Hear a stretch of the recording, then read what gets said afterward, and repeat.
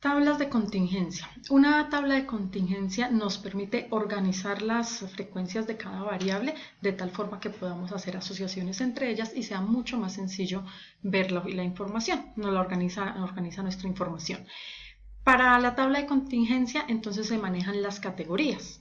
En este caso, vamos a ver con un ejemplo cómo funciona. Entonces el ejemplo nos dice, después de una elección reciente entre dos candidatos, una encuesta de salida registró el sexo y el voto de 100 electores seleccionados de manera aleatoria y los datos se tabularon de la siguiente manera. Categoría A, sexo de las personas que votaron, se divide en las variables hombre y mujer. La categoría B hace referencia a los candidatos y las variables el candidato 1 y el candidato 2. Como observamos en la tabla, entonces nos aparece en este último valor, el valor 67, hace referencia a la suma de toda la columna. O sea, el 67 es el total de votos que recibió el candidato 1.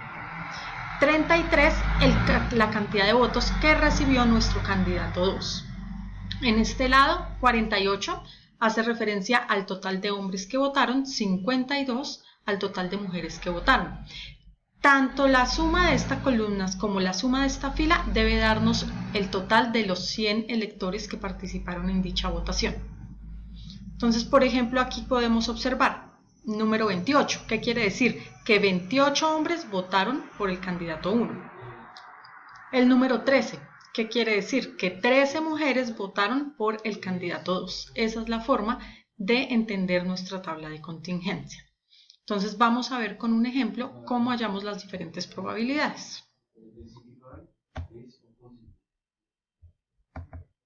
Entonces, seguimos con nuestro ejemplo de las votaciones y los candidatos. Nuestra primera pregunta, ¿cuál es la probabilidad de que un hombre haya votado? ¿Qué quiere decir eso? De los 100 que son, recordemos nuestra fórmula para hallar probabilidades. Aquí están todas las posibilidades. De las 100 personas que votaron, ¿cuántos de ellos fueron hombres? Entonces, en total fueron 48 hombres. Quiere decir que la probabilidad de que un hombre haya votado es de 48 sobre 100. Al hacer la división 0,48, multiplicamos por 100 para conocer nuestro porcentaje del 48%. El 48% de las personas que votaron fueron hombres.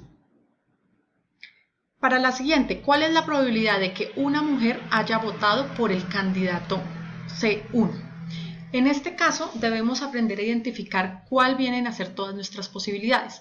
Nos está diciendo que una mujer, quiere decir que ya no vamos a hablar de los 100 candidatos, sino solo vamos a tener en cuenta a las mujeres.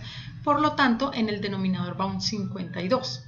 Entonces, ¿cuál es la probabilidad de que una mujer haya votado por el candidato C1? De esas 52 mujeres, que aquí las tenemos, ¿cuántas votaron por C1? 39. Entonces, por eso nuestra probabilidad es de 39 sobre 52. La forma de hacer la anotación. Dado que es una mujer, ¿cuántas votaron por el candidato 1?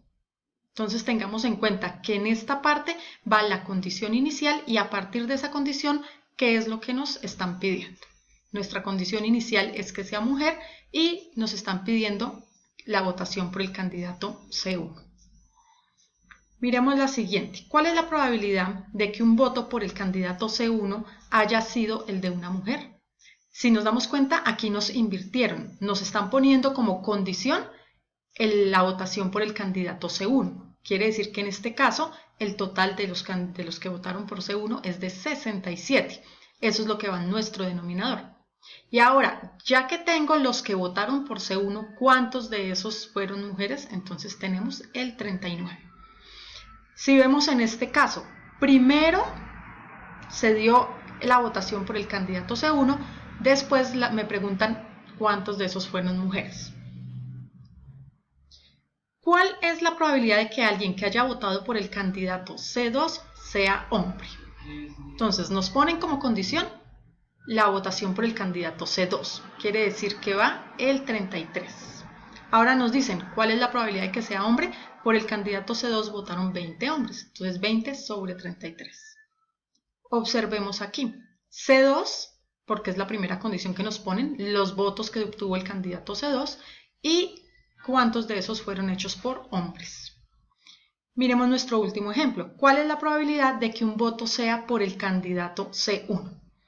Nos habla en general que un voto sea por C1. ¿Qué quiere decir eso? Que tomamos los 100, la 100 que es la totalidad de votos que tengo, y de esos, ¿cuántos fueron por C1? 67. Observemos en este caso que solamente ponemos C1 porque no hay ninguna otra condición. Entonces, de esa manera nosotros podemos determinar todas las probabilidades que nos presenta la tabla de contingencia.